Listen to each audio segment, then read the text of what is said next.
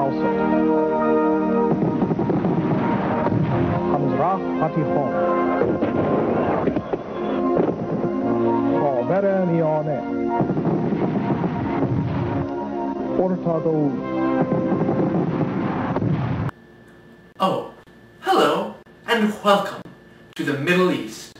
I'm Richard Bulliet and I will be your guide as we travel to the exotic and exciting land of Syria. But why? What makes Syria so exhilarating? Come with me as we discover this in Syria, land of civilizations.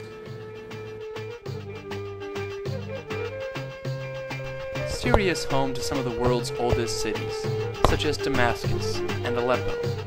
Syria is bordered by Turkey to the north, Iraq to the east, Israel and Jordan to the south, and Lebanon and the Mediterranean Sea to the west. It is roughly 71,000 square miles, which makes it just a little bit larger than my home state of North Dakota.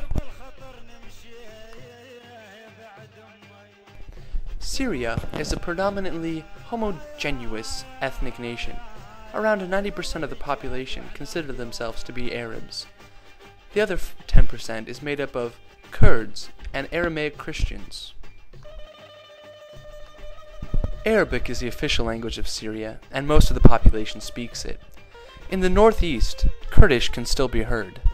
Also, don't be surprised if on one of your trips to Syria, you hear a Syrian speaking in French or English to American tourists. The center of all Syrian cities is the souk, or marketplace. The marketplace is a place for all people to come together and sell and trade a wide variety of spices, meats, vegetables, cloth, and traditional handicrafts. Wheat is one of the main crops and staple foods of Syria. Vegetable fruits and dairy are often eaten.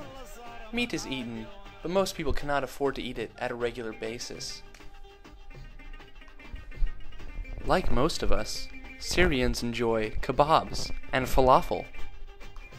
Here is a young Syrian making falafel.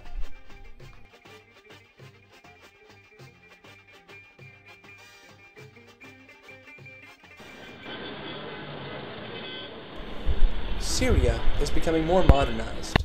The main industries are oil, agriculture, and textiles. Most Syrians ascribe to some form of Islam. 74% are Sunni Muslim. 16% come from other Muslim sects, such as the Druze or Alawite. Various sects of Christianity make up 10%, while there are tiny Jewish communities in large cities. Many of the Syrian customs and traditions are intrinsically linked with their Muslim background. Here is the Syrian wedding tradition of Arada, in which the young groom is hoisted on the shoulders of his friends.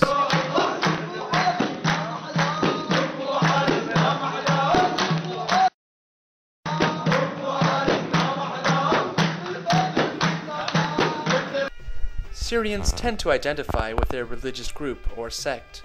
However, most Syrians have one belief in common, and that belief is that the Golan Heights, occupied by Israel since 1967, is rightfully Assyrian territory.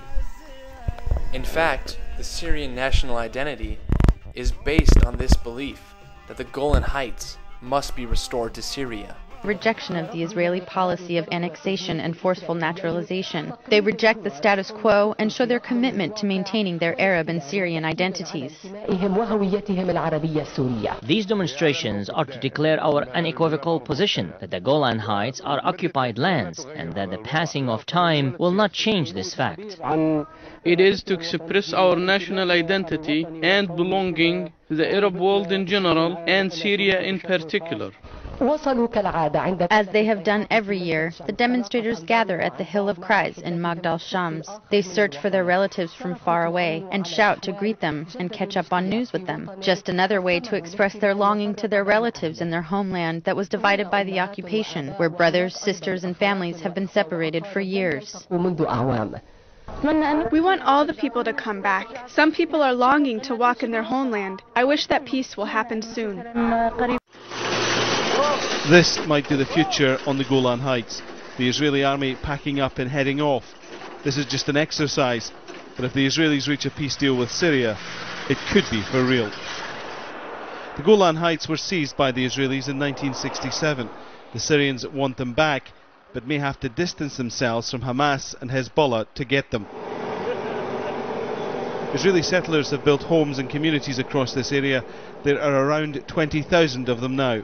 This is one of the most disputed pieces of land in the world, and the two countries claiming it have been to war 3 times in recent years. The ghosts of what existed here before 1967 litter this entire area.